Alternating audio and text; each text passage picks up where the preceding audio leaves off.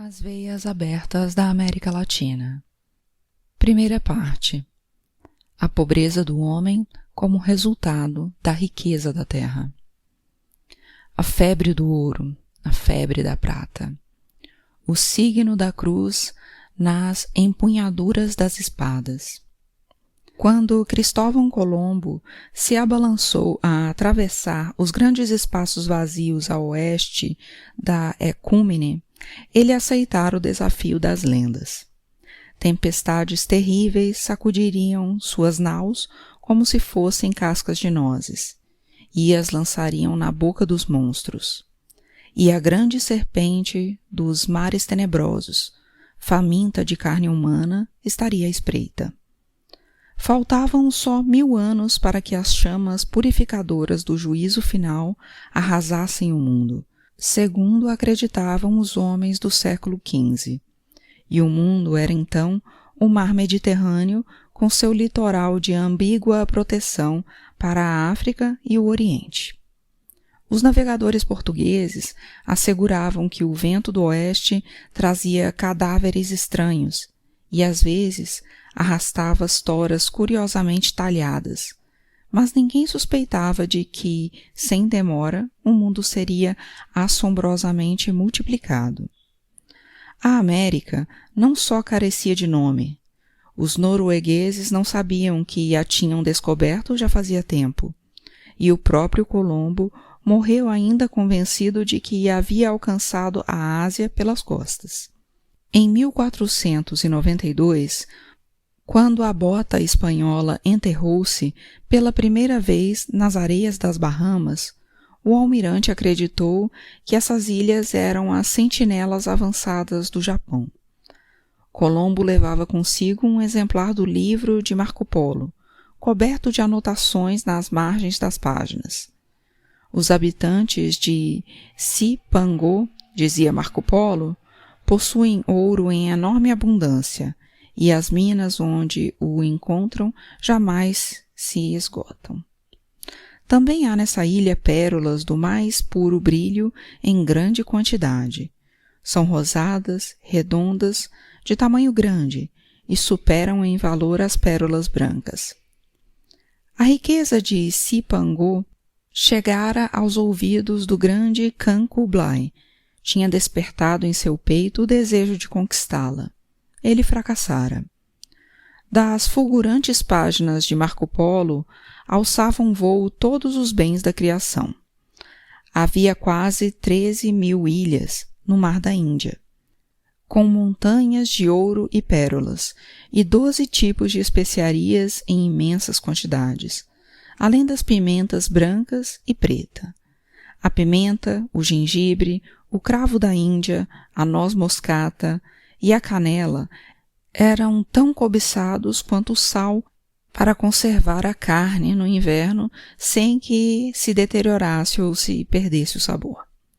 Os reis católicos da Espanha decidiram financiar a aventura do acesso direto às fontes, para livrar-se da onerosa cadeia de intermediários e revendedores que monopolizavam o comércio das especiarias e das plantas tropicais, das musselinas e das armas brancas que provinham de misteriosas regiões do Oriente. O anseio de metais preciosos, a moeda de pagamento no tráfico comercial, também impulsionou a travessia dos mares malditos. A Europa inteira precisava de prata. Estavam já quase exauridos os filões da Boêmia, da Saxônia e do Tirol. A Espanha vivia o tempo da Reconquista.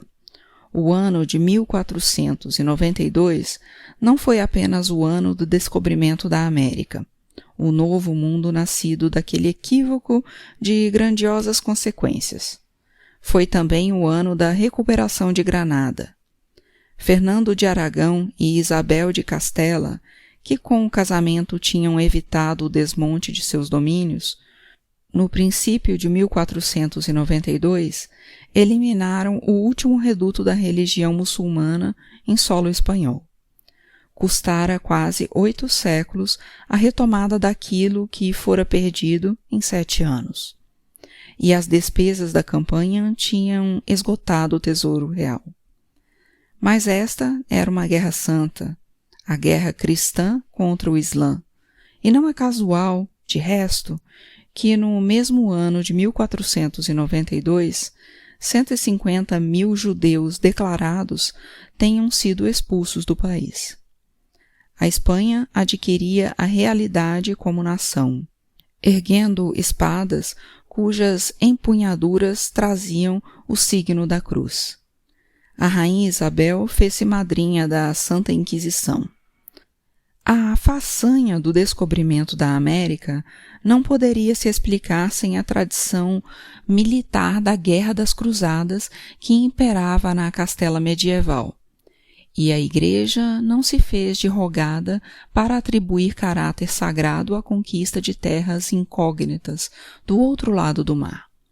O Papa Alexandre VI, que era valenciano, converteu a rainha Isabel em dona e senhora do Novo Mundo. A expansão do reino de Castela ampliava o reino de Deus sobre a terra. 3 anos depois do descobrimento, Cristóvão Colombo, pessoalmente, comandou uma campanha militar contra os indígenas da Dominicana. Um punhado de cavaleiros, 200 infantes e uns tantos cães especialmente adestrados para o ataque dizimaram os índios. Mais de 500, enviados para a Espanha, foram vendidos como escravos em Sevilha e morreram miseravelmente. No entanto, alguns teólogos protestaram, e a escravização dos índios foi formalmente proibida no século XVI. Na verdade, não foi proibida, foi abençoada. Antes da ação militar, os capitães da conquista deveriam ler para os índios, na presença de um tabelião, um extenso e retórico requerimento que os exortava à conversão à santa fé católica. Se não o fizerdes, ou se o fizerdes maliciosamente, com dilação, certifico-vos que, com a ajuda de Deus, agirei poderosamente contra vós, e vos farei guerra da maneira que puder em todos os lugares, submetendo-vos ao jugo e à obediência da Igreja e de sua majestade. E tomarei vossas mulheres e vossos filhos, e vos farei escravos, e como tais sereis vendidos, dispondo de vós como sua majestade ordenar. E tomarei vossos bens, e farei contra vós todos os males e danos que puder. A América era um vasto império do diabo, de redenção impossível ou duvidosa. Mas a fanática missão contra a heresia dos nativos se confundia com a febre que, nas hostes da conquista, era causada pelo brilho dos tesouros do Novo Mundo. Bernal Díaz del Castillo, soldado de Hernán Cortés, escreve que eles chegaram à América para servir a Deus e a sua majestade, e também por haver riquezas.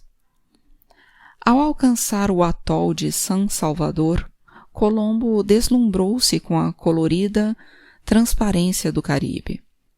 A verdejante paisagem, a doçura e a limpeza do ar, os pássaros esplêndidos e os jovens de boa estatura e gente muito formosa e muito mansa que ali habitava.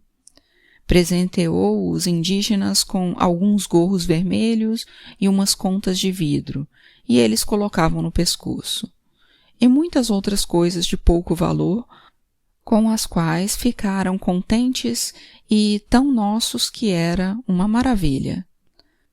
Mostrou-lhes as espadas. Não as conheciam, seguravam-nas pelo fio e se cortavam. Entre mentes, conta o almirante em seu diário de bordo, eu estava atento e trabalhava para saber se havia ouro, e vendo que alguns deles traziam um pedacinho enfiado no buraco que tinham no nariz, por gestos pude me informar que, indo para o sul ou contornando a ilha pelo sul, encontraria um rei que possuía grandes vasos daquilo, e em grande quantidade. Porque do ouro se faz tesouro, e quem o tem faz o que quiser do mundo, e até leva as almas para o paraíso. Em sua terceira viagem, ao abordar a costa da Venezuela, Colombo ainda supunha que andava no Mar da China.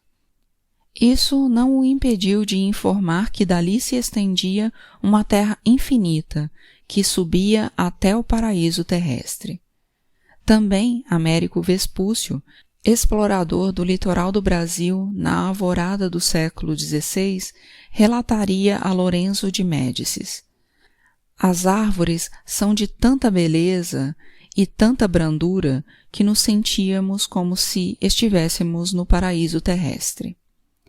Com o pesar, Colombo escrevia aos reis em 1503 da Jamaica. Quando descobri as Índias, disse que eram o maior domínio rico que há no mundo. Disse do ouro, pérolas, pedras preciosas e especiarias. Na Idade Média, uma bolsa de pimenta valia mais do que a vida de um homem. Mas o ouro e a prata eram as chaves que o Renascimento usava para abrir as portas do paraíso no céu e as portas do mercantilismo capitalista na terra. A epopeia de espanhóis e portugueses na América combinou a propagação da fé cristã com a usurpação e o saque das riquezas indígenas.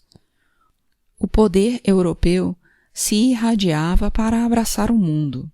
As terras virgens, densas de selvas e perigos, instigavam a cobiça de capitães, cavaleiros, fidalgos e soldados em farrapos, que se lançavam à conquista de espetaculares botins de guerra.